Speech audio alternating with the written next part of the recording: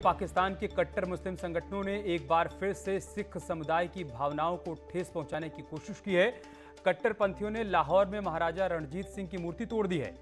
मनजिंदर सिंह सिरसा ने कहा है कि तहरीके लिबास संगठन की तरफ से शर्मनाक करतूत की गई है। इस संगठन के मुखिया की तरफ से पहले भी महाराजा रणजीत सिंह के बारे में अपशब्दों का प्रयोग किया गया था। सिरसा ने कहा, मैंने विदेश मंत्रालय में इस मामले को उठाया है। मंत्रालय की तरफ से भरोसा दिया गया है कि वो पाकिस्तानी हाई कमिश्नर पर दबाव डालेंगे कि दोषियों पर कार्रवाई हो। आपको बता दें कि महाराजा रणजीत सिंह पंजाब प्रांत के राजा थे। अपने जीते जी अंग्रेजों को अपने साम्राज्य के पास भी नहीं भटकने दिया। वे शेर पंजाब के नाम से प्रसिद्ध हैं और अब उनकी ये प्रतिमा तोड़ी गई है। स्टैचू के साथ तोड़फोड़ की गई है। ये तस्वीरें लाहौर से आई हैं। पाकिस्तान के कट्टर मुस्लिम संगठनों ने एक बार फिर से सिख समुदाय की भावनाओं को ठेस पहुंचाने की कोशिश की है और उसी की तस्वीरें इस वक्त आप देख पा रहे हैं। कट्टरपंथियों ने लाहौर में महाराजा रणजीत सिंह की मूर्ति तोड़ दी है। मनजिंदर सिंह सिरसा ने कहा है कि तहरीके लिबास संगठन की तरफ से शर्मनाक करतूत की गई।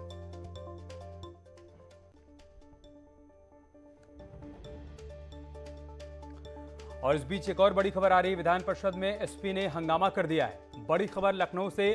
अब्बा जान वाले बयान पर समाजवादी पार्टी ने विधान परिषद के भीतर हंगामा किया है। विधान परिषद में सीएम योगी बोले हैं, अब्बा जान कब से असंसदीय शब्द हो गया। ये कहा है सीएम योगी ने, अब्बा जान से एसपी को परहेज क्यों है। ये बड़ी खबर हम आपको बता रहे हैं। विधान परिषद में समाजवादी पार्टी ने हंगामा किया है। अब्बा जान वाले बयान को लेकर समाजवादी पार्टी के एमएलसीज की तरफ से हंगामा किया गया। विधान परिषद में उसके बाद सीएम योगी का बयान आया है। उन्होंने कहा है कि अब्बा जान शब्द कब से असंसदीय हो गया। साथ ही सीएम योगी ने कहा कि अब्बा जान से समाजवादी पार्टी को परहेज क्यों है। ये बड़ी खबर। आज से मानसून सत्र की शुरुआत हुई है और विधान परिषद के भीतर समाजवादी पार्टी के विधायकों ने हंगामा किया है। अब्बा जान वाले बयान को लेकर विरोध दर्ज कराया है और इस हंगामे के बीच मुख्यमंत्री योगी आदित्यनाथ का बयान आया है। उन्होंने कहा कि समाजवादी पार्टी को अब्बा जान शब्द से परहेज क्यों है। 2 लाख से अधिक बेड्स हैं और मुझे लगता है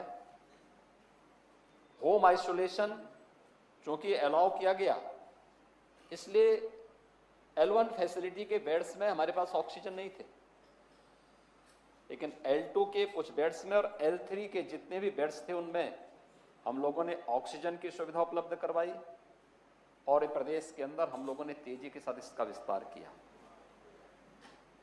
इसलिए सरकारों ने कितना काम किया ये हर व्यक्ति जानता है। एक भी लाइफ सपोर्ट एम्बुलेंस प्रदेश के अंदर नहीं थी।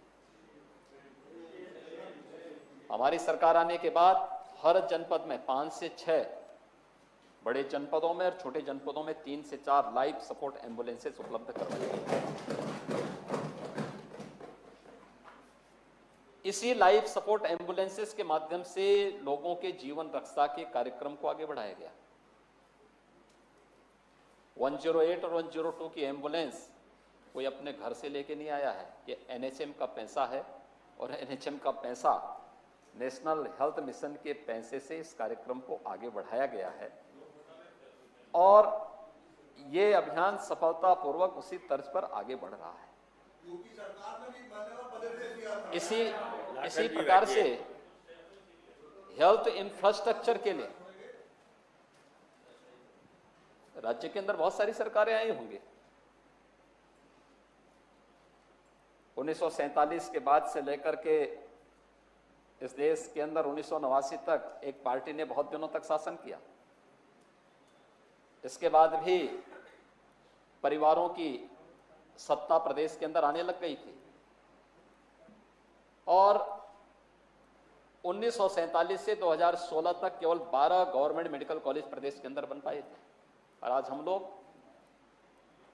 33 government medical college Uttar Pradesh के अंदर बना रहे हैं। ये मेडिकल कॉलेजेज आधार बने थे जिनको हम चालू कर चुके हैं। पुराने मेडिकल कॉलेजेज जो 6 थे उनमें सुपर स्पेशलिटी ब्लॉक बने। वही super speciality block L3 facility के कोविड हॉस्पिटल के रूप में प्रदेश के अंदर कार्य किए और उन्हीं के माध्यम से लोगों की जीवन रक्षा का कार्य सफलतापूर्वक आगे बढ़ाने का कार्य हुआ। पहली लहर के बाद उत्तर प्रदेश ने पहली लहर के समय ही हमारे सामने चैलेंजेस थे। वो चैलेंज थे, इतने भारी प्रदेश को, 24 करोड़ की ये आबादी को कोरोना महामारी से भी बचाना है, यानी उनके जीवन को बचाना है और उनकी जीविका को भी बचाना है, उनके भरण पोषण की भत्ता करनी। उत्तर प्रदेश पहला राज्य था जिसने भरण पोषण भत्ते की घोषणा की और फ्री में राशन उपलब्ध करवाने की व्यवस्था की। हम आभारी हैं प्रधानमंत्री जी के, जिन्होंने प्रधानमंत्री गरीब कल्याण योजना के माध्यम से, गरीब कल्याण पैकेज के माध्यम से फ्री में अन्न की व्यवस्था पहली लहर में 8 महीने तक और दूसरी लहर में भी 7 महीने के लिए गरीब कल्याण अन्न योजना के माध्यम से हर गरीब को, उत्तर प्रदेश के अंदर 15 करोड़ लोग प्रधानमंत्री गरीब कल्याण अन्न योजना से हर महीने फ्री में राशन उपलब्ध करा रहे हैं। वृद्धावस्था पेंशन हो, दिव्यांगजन पेंशन हो, निराश्रित महिला पेंशन हो, जनधन अकाउंट धारी हो, इन सब के भी खाते में पैसा भेजा गया। किसान सम्मान निधि ने किसानों को संबल दिया। कोरोना महामारी के बावजूद किसानों के प्रोक्योरमेंट को युद्ध स्तर पर आगे बढ़ाया गया और कोरोना महामारी के बावजूद प्रदेश के अंदर 119 चीनी मिलों को लगातार चलाया गया और गन्ना किसानों को एक भी गन्ना इधर उधर नहीं फेंकना पड़ा। जीवन और जीविका दोनों को बचाने का कार्यक्रम सफलतापूर्वक प्रदेश के अंदर किया गया और युद्ध स्तर पर जो कार्य हुए, पहली लहर के समय 40 लाख से अधिक प्रवासी कामगार और श्रमिक वापस आए। अगर इन 70 वर्षों में कार्य हुआ होता प्रदेश में, तो 40 लाख प्रवासी कामगार दूसरे राज्यों में क्या कर रहे थे? वे बेचारे यहीं काम पा गए होते।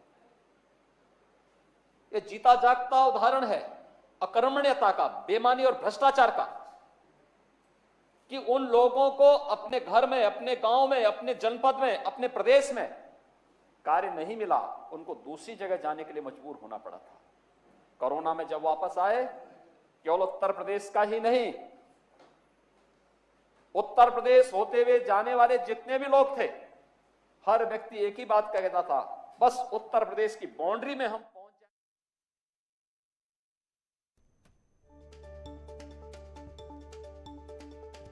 तो सीएम योगी तमाम बातों को विधान परिषद के भीतर रख रहे थे और इसी बीच ये खबर आई है कि समाजवादी पार्टी की तरफ से हंगामा हुआ है सदन के भीतर। अब्बा जान वाले बयान को लेकर समाजवादी पार्टी ने अपनी नाराजगी जाहिर की है, जिस पर सीएम योगी ने कहा है कि अब्बा जान शब्द कब से असंसदीय हो गया। साथ ही उन्होंने सवाल भी किया है कि समाजवादी पार्टी को अब्बा जान शब्द से परहेज क्यों है। तो यूपी विधानमंडल का मानसून सत्र शुरू हो चुका है।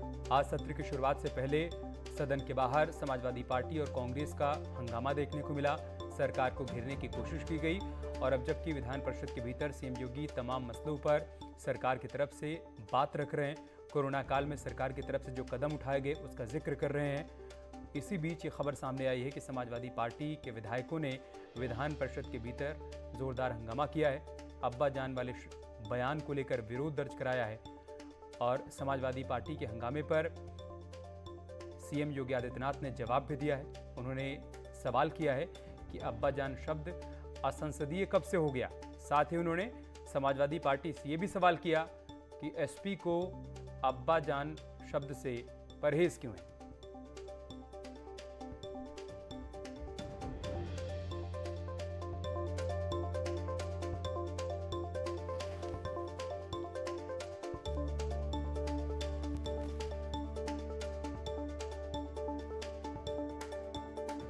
कुछ समय पहले सीएम योगी ने ये बयान दिया था और अपने बयान में अब्बा जान शब्द का उन्होंने प्रयोग किया था।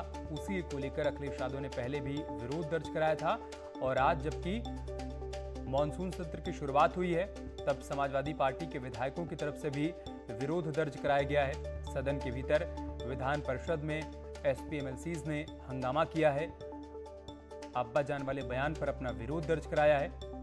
इस बीच सीएम योगी ने इस पर जवाब भी दिया और दो सवाल किए समाजवादी पार्टी से। पहला सवाल ये कि अब्बा जान शब्द से दिक्कत क्या है, ये शब्द असंसदीय कब से हो गया? और दूसरा, सीएम योगी ने पूछा है कि समाजवादी पार्टी को अब्बाजान शब्द से परहेज क्यों है?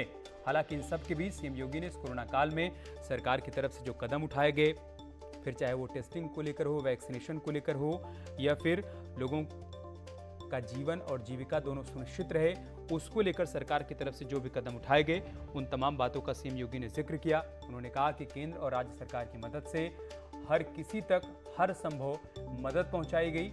सरकार की कोशिश थी कि कोई भूखा ना सोने पाए। अगर कहीं पर भी कोविड के मामले आ रहे हैं तो टेस्ट जरूर हो और उसके बाद ट्रीटमेंट भी हो। साथ ही साथ बड़ा वैक्सीनेशन अभियान चलाया गया। उत्तर प्रदेश में बड़ी आबादी है, 24 करोड़ की आबादी, उसकी जीवन की सुरक्षा के लिए ये बड़ा अभियान चलाया गया वैक्सीनेशन को लेकर। इन्हीं तमाम बातों का जिक्र सीएम योगी इस वक्त विधान परिषद के भीतर कर रहे हैं। लेकिन इन सब के बीच हंगामे की खबर भी सामने आई है, जो कि समाजवादी पार्टी के विधायकों की तरफ से की गई है। यहाँ रुक रहे हैं छोटे से ब्रेक के लिए, जल्द लौटेंगे कुछ और खबरों के साथ।